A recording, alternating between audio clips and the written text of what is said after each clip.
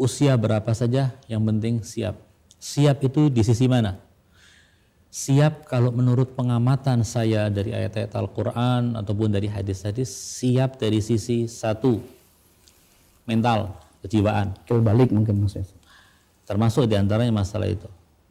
Mental. Kalau seorang yang sudah mentalnya sudah siap untuk menikah, maka dia usia 17 tahun pun bisa menikah. Jika mentalnya dia sudah siap untuk menikah. Karena akan membawa sekian banyak tanggung jawab dalam kehidupannya. Dua, secara biologis dia mampu untuk menikah. Dan yang ketiga, rasa tanggung jawab dia sudah muncul. Dia merasa bertanggung jawab untuk kehidupannya. Karena itu dia akan mencari sesuatu yang bisa membuat dia hidup. Dan kemudian ketika dia punya rasa tanggung jawab semacam itu, kemudian dia menikah, maka dia juga akan mencari sesuatu yang bisa menjadikan pasangan hidupnya juga bisa bertahan, survive dengan dia dalam kehidupannya. Jika itu sudah dimiliki, anak usia 18 tahun memiliki semua syarat-syaratnya, silahkan menikah, justru malah baik. Biasanya saya heran dengan orang-orang yang menunda-nunda pernikahan. Sampai kemudian usianya di atas 30 tahun. Kalau saya boleh share pengalaman saya menjadi konsultan di bidang ini, ya banyak orang yang merujuk pada saya. Dan telaah-telaah yang saya lakukan dalam hal ini, saya melihat bahwa orang-orang, khususnya laki-laki ya, yang sudah di atas usia 35 tahun, itu biasanya untuk menikah sudah sulit. Kenapa? Karena dia sudah melihat banyak teman-teman dia yang seusia dia dan sudah menikah lebih dulu, gagal dalam pernikahannya. Dia tidak mau gagal seperti teman-temannya. Maka dia akan melihat, gagalnya temanku gara-gara apa? Gara-gara sifat perempuannya semacam ini misalnya. Maka dia tidak mau mencari perempuan yang punya sifat semacam itu. Misalnya ada juga teman-temannya yang ketika menikah, dia melihat ekonominya morat-marit, dia takut. Maka dia akan menguatkan ekonomi dulu sebelum menikah. Kayaknya tertunda terus.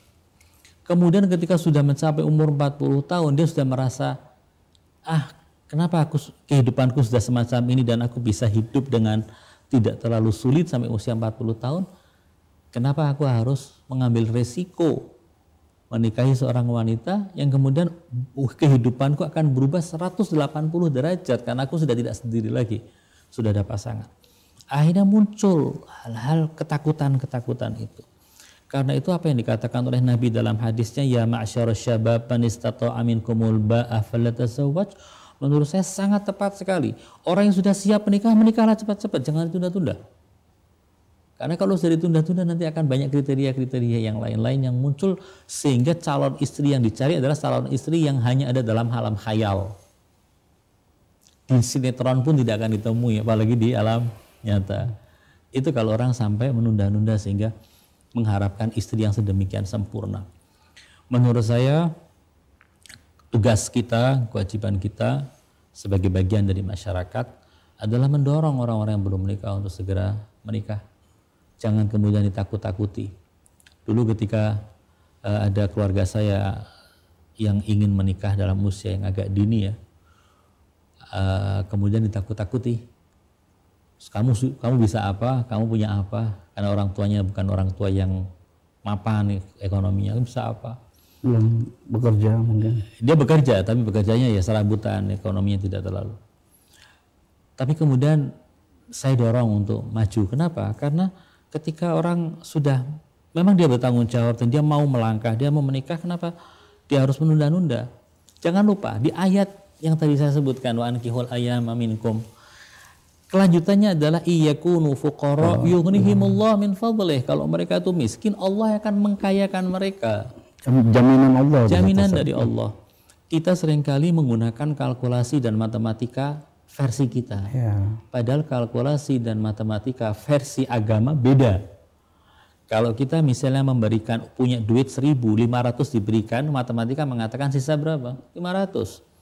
Tapi kalau matematikanya agama, uang 1.000 rupiah kita belanjakan 500, maka akan berubah menjadi, bukan menjadi 500, menjadi 5.000. 10 kali lipat, diangkat lagi menjadi 100 kali lipat, menjadi 700 kali lipat. Wallahu yudha'ifu liman yasha. Di dalam ayatnya mengatakan seperti itu. Itu logika agama.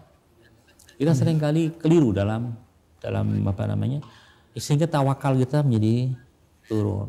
Semuanya akan kita selesaikan dengan logika kita dan dengan pemikiran kita.